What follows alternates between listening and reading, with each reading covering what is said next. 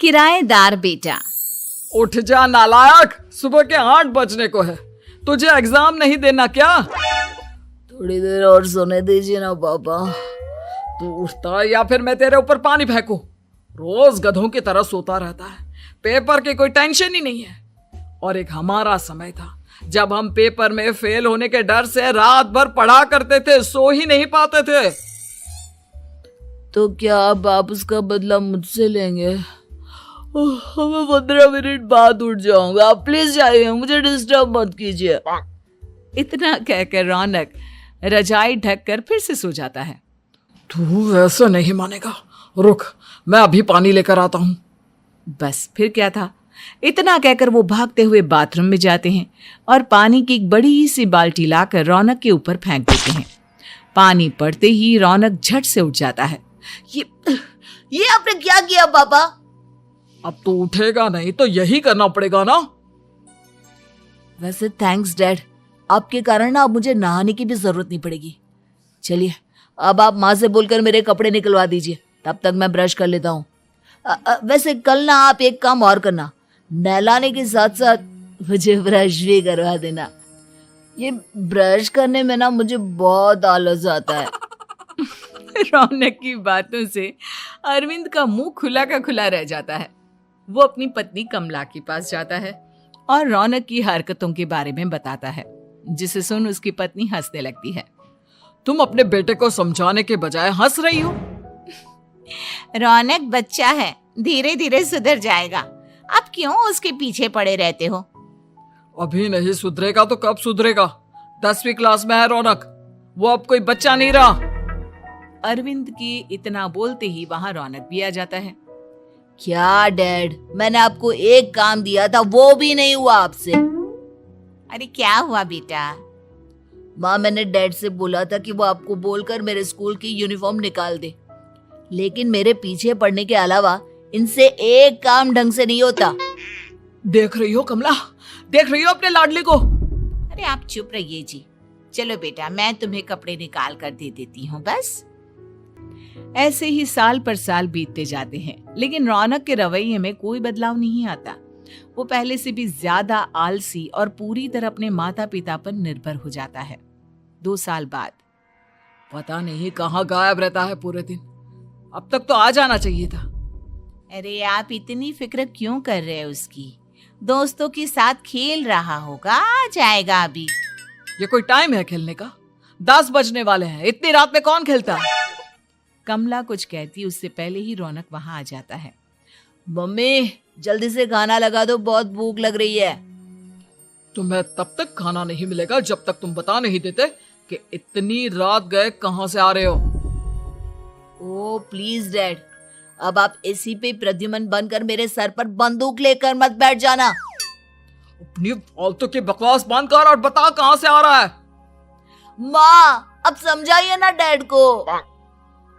बता देना बेटा, इनको भी तसल्ली हो जाएगी।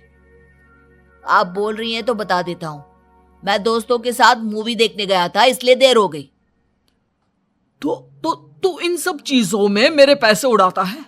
कभी 1 रुपया कमाने के बारे में सोचा है तूने? जब देखो हवा की तरह पैसे उड़ाता रहता है।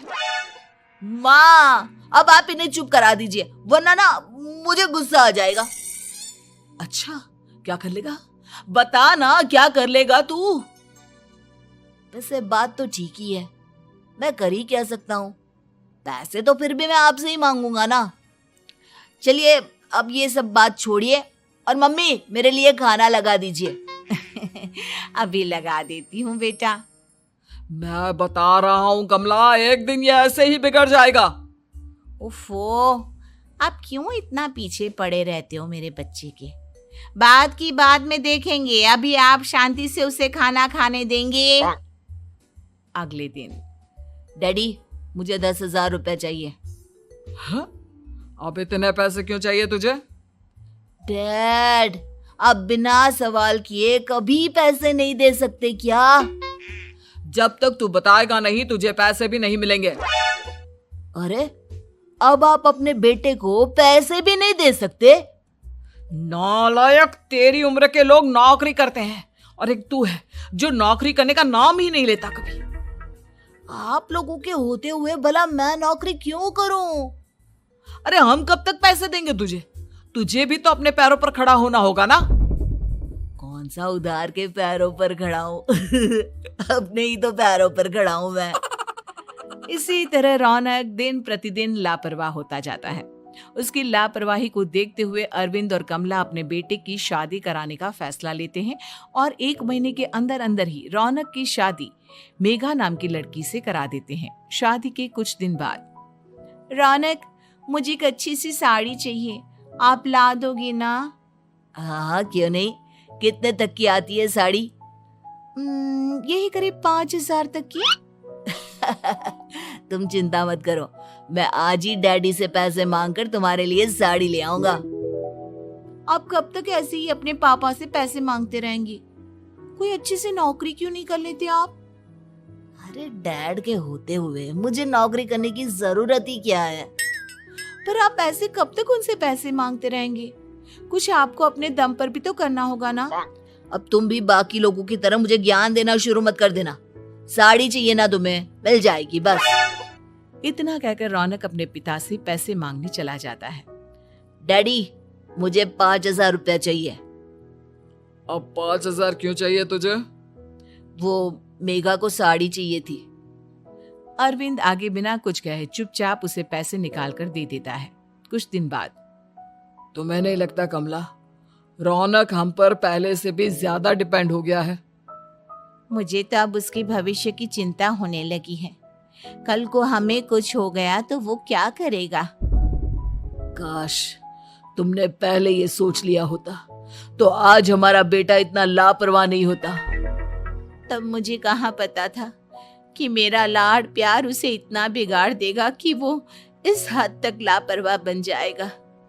कोई बात नहीं, अभी भी देर नहीं हुई। मुझे पता है उसे कैसे सुधारा जा सकता है। कैसे? अरविंद कुछ कहता उससे पहले रौनक वहां आ जाता है और पैसों के लिए हाथ फैलाने लगता है। डैड, मैं और मेघा बाहर घूमने जाना चाहते हैं। अरे वाह, ये आज सूरज कहाँ से निकला है? Dad please. अच्छा चलो अब मुद्दे की बात करो। मुझे अब 25,000 चाहिए। अब तुम्हें 1 रुपया भी नहीं मिलने वाला।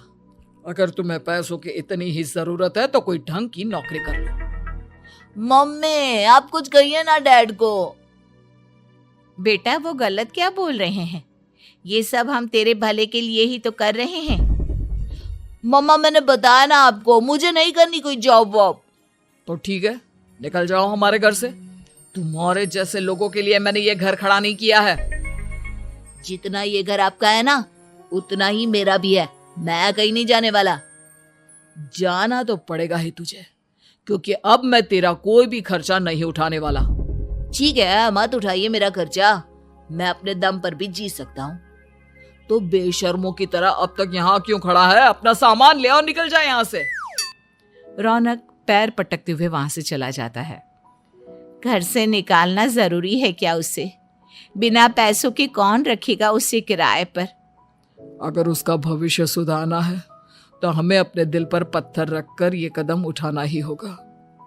दोनों बात कर रहे होते हैं कि रौनक अपनी पत्नी के साथ एक बड़ा सा बैग लेकर घर से निकल जाता है, लेकिन घर से बाहर उसे कोई भी मुफ्त में अपने घर किराए पर नहीं रखता। अंत में थक हार कर वो फिर से अपने घर चला जाता है। क्या हुआ? थोड़ी देर पहले तो दहाड़ते हुए घर से निकला था, अब क्या हुआ? नहीं रखा ना किसी ने तुझे किराए पर? डैड प्लीज, मैं कुछ दिनों में कोई अच्छी सी नौकरी शुरू कर दूंगा। आप तब तक तो हमें रख लीजिए प्लीज। सुबह से रात हो चुकी है लेकिन कोई हमें रखने को राजी नहीं है। अब आप ही बताइए, इतनी रात को मैं मेघा को लेकर कहाँ जाऊंगा? ठीक है, बहू की वजह से मैं तुझे घर पर रख रहा हूँ, लेकिन तू इस घर में एक बेटे की नहीं बल्कि एक किराएदार की हैसियत से रहेगा। 3 महीने हैं तेरे पास। इन 3 महीनों के अंदर अंदर मुझे तेरी पहली तनख्वाह हाथ में चाहिए, समझ गया? पक्का डैड, इन 3 महीनों के अंदर अंदर तो कोई बढ़िया सी नौकरी ढूंढ ही लूंगा मैं। ऐसे ही धीरे धीरे समय बीतने लगता है और अरविंद के दिए 3 महीनों में से 2 महीने बीत चुके होते हैं। पापा जी ने हमें 3 महीने दिए थे, जिसमें से 2 महीने तो बीत चुके हैं। अब ये आखिरी महीना बचा है। अरे तुम चिंता मत करो, आज मेरा ना 2 जगह इंटरव्यू है, दोनों में से कहीं ना कहीं तो जॉब लग ही जाएगी। अच्छा, all the best. Raunak interview के लिए निकल जाता है, जिसके बाद शाम में रौनक घर आता है। कैसा गया इंटरव्यू? आपकी नौकरी लगी या नहीं? अरे पहले सांस तो ले लेने दो अच्छे से। बताइए ना, मुझसे तो जरा भी इंतजार नहीं हो रहा है। वो दरअसल बात यह है कि मेरी नौकरी तो लग चुकी है, लेकिन पैसे बहुत कम है। कितने पैसे हैं? 15,000। इतने में अरविंद और कमला मिठाई का डिब्बा लेकर आ जाते हैं। बधाई हो बेटा। हम जानते थे तेरी जॉब जरूर लगेगी। लेकिन मेरी सैलरी बहुत कम है मम्मा। कम है तो क्या हुआ, धीरे धीरे बढ़ जाएगी। हाँ बेटा, हम तो बस चाहते थे कि तू अपने पैरों पर खड़ा हो जाए। मतलब अब आप मुझे घर से नहीं निकालेंगे? नहीं, ये सब हमने तुझे जिम्मेदार इंसान बनाने के लिए किया था। Thank you mummy papa. अगर आप दोनों ऐसा नहीं करते तो मुझे कभी अपनी जिम्मेदारियों का एहसास तक नहीं होता। आज आपने मुझे सिखा दिया कि इंसान का अपने पैरों पर खड़ा होना भी जरूरी होता है। इतना कहकर रौनक झट से अपने माता पिता के गले लग जाता है और अपनी कमाई की पहली तनख्वाह वो अपने माता पिता के हाथ में सौंपता है। इस तरह रौनक एक गैर जिम्मेदार व्यक्ति से एक जिम्मेदार व्यक्ति बन जाता है।